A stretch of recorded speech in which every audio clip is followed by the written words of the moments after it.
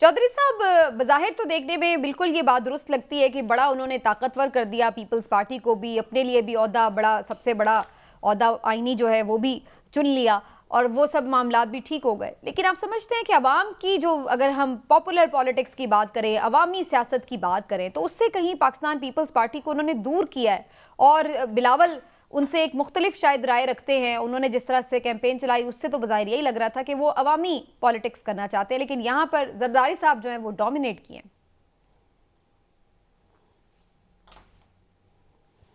देखिए, बिलावल भुट्टो जरदारी समीना उनका तो कोई अब तो उनको सीरियसली लेता भी कोई नहीं है। वो उन्होंने कैंपेन की जो भी की, लेकिन आखिर में जो जरदारी साहब ने चाहा वही हुआ और जरदारी साहब जो चाहेंगे वही होगा। तो बिलावल साहब तो अपनी सियासत जो है वो 10-15 साल के लिए लिपेट के रख दें किसी अलमारी में, क्योंकि पंजाब से तो उनको अब कुछ नहीं मिलने वाला। सियासत में टाइमिंग की अहमियत होती है। वो टाइमिंग जो है वो बिलावल साहब की जो है, उनके बुज़ुर्गों ने उनको वो डिफ़ीट की है, उनके लिए वो ये चांस जो है वो मिस हो गया है। और ये जो क्या express train never waits anyone बकौल शेख रशीद साहब के, तो ये एक्सप्रेस ट्रेन तो उनकी निकल गई है। आगे जब आते हैं तो देखते हैं। बाकी ओहदे पाकिस्तान में जो हैं, देखिए ओहदे को मतलब नहीं रखते। ये आप सदर पाकिस्तान के साथ जो पिछले सदर के साथ हुआ है, वो अगर जो मुक़तदरा हैं अगर ये उनके मुताबिक नहीं चले तो इनका उनसे भी बुरा हाल होगा। तो ये इशू ये है कि यहाँ पे जो सियासत है वो कोई किताबी सियासत तो होती नहीं है। यहाँ पे किताब कुछ कहती है और अमल दरामद अमली तौर पे कुछ और तरीके से होता है मामला। सो ये सारी चीज़ें आप जहन में रखें। आपने बात छेड़ी दी है, तो आरिफ अलवी साहब सबसे बड़ा कल हमने देखा ऐवान सदर से उनकी रुखसती हुई तो कोई खास किसी हुकूमती या रियासती शख्सियत ने उन्हें अलविदा भी नहीं कहा, बड़ी खामोशी से वो चले गए। और सदर साहब के बारे में एक तासुर ऐसे उभरता है कि शायद पीटीआई वाले भी उनसे खुश नहीं हैं और इधर से रियासत भी उनसे खुश नहीं है। तो वो तो बेचारे, ऐसा लग रहा है कि किसी को भी खुश नहीं रख सके। तो उनकी ऐवान सदर में जो पूरा उनका सदारत का टाइम था, उसको कैसे आप एनालाइज करेंगे चौधरी साहब? ये उनका काम किसी को खुश करना तो नहीं था ना। उनका काम तो ये था कि वो अपना जो गिवन चांसेस है, जो मौके थे, उसमें बड़ी बार उन्होंने पीटीआई की बड़ी इमदाद भी की है, हेल्प भी की है। अब अगर कोई नहीं खुश होता तो इसका तो इलाज कोई नहीं है। एक वो वाहिद सदर अलवी साहब ही थे जो कि उन्होंने भरपूर कोशिश भी की अपनी, शरीफ आदमी थे, इसमें कोई शक की बात नहीं है।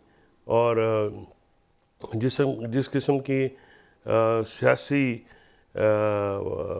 मैं वर्ड उसका क्या अल्टरनेट यूज़ करूं, कि वो उनसे जो उनका घाघ लोगों से जो उनका मुकाबला था तो वो करते रहे। अकेली शख्सियत थे और सदर पाकिस्तान के साथ जो कुछ हो भी ना।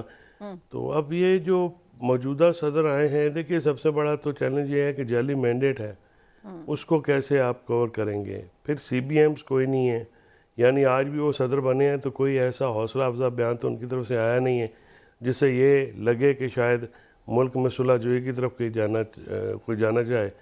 तो अभी तक तो उनकी तरफ से कोई ऐसी ठंडी हवा आई नहीं है। वैसे क्यों होगी, ये भी एक अपनी जगह सवाल है कि वो क्यों जस्टिफाई करते फिरें कि मैंडेट सही है या नहीं है। बस बन गए हैं सदर तो बस ठीक है, आगे चलेंगे वो। लेकिन इमरान साहब, मैं जरूर चाहूंगी कि आरिफ अलवी साहब के ऊपर थोड़ी आपकी राय नहीं, वो जस्टिफाई तो जो मर्जी जिनके साथ हो आए हैं।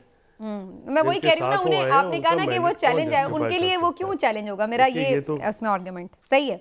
ठीक हो गया चॉइस साहब, उन्होंने अपने तौर पे ये कोशिश ज़रूर की कि साबिक आर्मी चीफ के साथ मामला तय हो जाएं, खान साहब के इस्टेब्लिशमेंट के साथ कशीदगी ख़त्म हो जाए। आज भी उन्होंने इस पर बात की कि ये होनी चाहिए।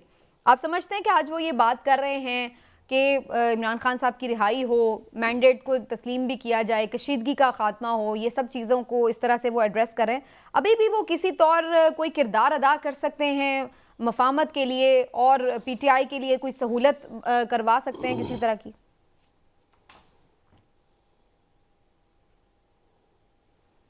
ये तो काफ़ी मजाकिया सा सवाल है कि उनका किरदार जब वो सदर थे तब नहीं अदा हो सका तो अब क्या करेंगे।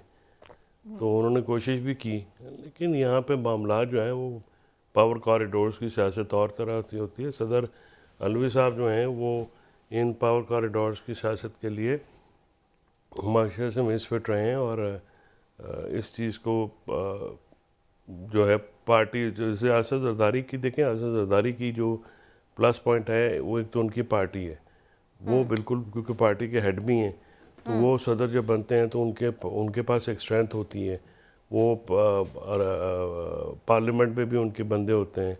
ठीक। तो सदर अलवी साहब जो हैं, ये पीटीआई जो जब तक तो इमरान खान साहब थे बाहर, तब तक तो उनको एक स्ट्रॉन्ग सपोर्ट हासिल थी, लेकिन उनके जेल जाने के बाद तो वो बिल्कुल अकेले हो गए, और पीटीआई की एक सीरियस जो पॉलिटिकल लीडरशिप है या जो उनकी मेन फेस है वो तभी भी जेल के अंदर है। तो जेल के अंदर से वो जो अलवी साहब हैं, वो उनके लिए भी मुश्किलात है वैसे चौधरी साहब, अलवी साहब को भी मुकदमात का सामना करना पड़ सकता है। इंडेमनिटी तो खत्म हो गई ना अब उनकी सदारत के साथ ही। पता नहीं मुकदमात का सामना क्या, जो जिनके पास मुकदमात होने चाहिए थे वो फारग बैठे हुए हैं।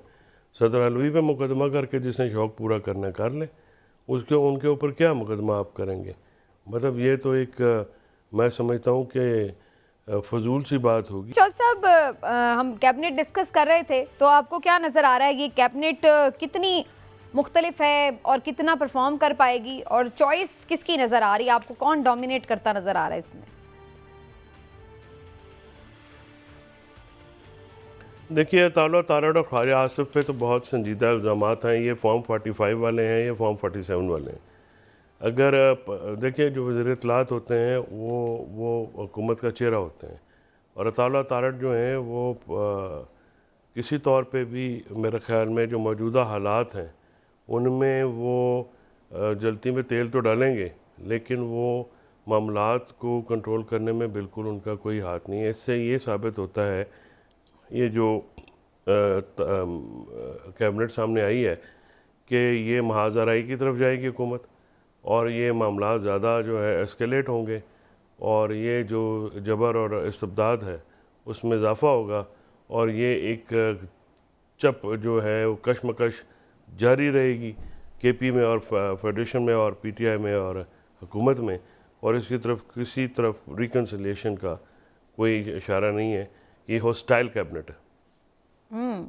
और आज हमने देखा भी है, एहतजाज भी हुआ है, और जिस तरह से लाहौर में काफ़ी ज़्यादा गिरफ्तारियां भी हुई हैं, सलमान अकरम राजा साहब तक को गिरफ्तार किया गया, बाद में उनकी रिहाई की खबर आई है, उसके बाद फिर और भी लतीफ़ कोसा साहब की भी गिरफ्तारी हुई है, मज़ीद भी काफ़ी कारकुन भी गिरफ्तार हुए हैं। इसकी क्या ज़रूरत पेश आई? अगर वो आके एहतजाज करके चुपके से घर चले जाते हैं तो इससे क्या प्रॉब्लम हो जाती है? क्यों इस तरह के बार बार मनाजिर बनाए जा रहे हैं, रिकॉर्ड किए जा रहे हैं, दिखाए जा रहे हैं?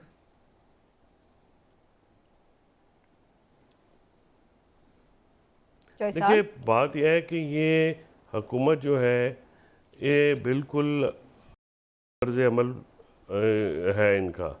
देखिए, सारी दुनिया में पॉलिटिकल जलसे होते हैं, मुखालफ आवाज़ें उठती हैं, हमेशा उनको जो है फैसिलिटेट किया जाता है, और जमहूरियत में मुखालफाना आवाज़ों को दबाना जो है वो बिल्कुल ही उसको कोई अच्छा अमल नहीं समझा जाता।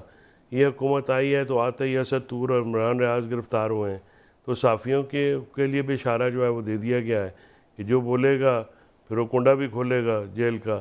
तो ये सारा मामला जो किया जा रहा है, मैंने अर्ज़ किया ना कि इसमें आपको अग्रेशन नज़र आता है हुकूमत के जो हर फैसले में, और वो जो हैं हर फैसले जो कर रहे हैं उसके पीछे कोई सियासी हिकमत अमली नहीं है, महज इंतकाम का जज्बा है, और वही जो है आपको सामने नज़र आ रहा है।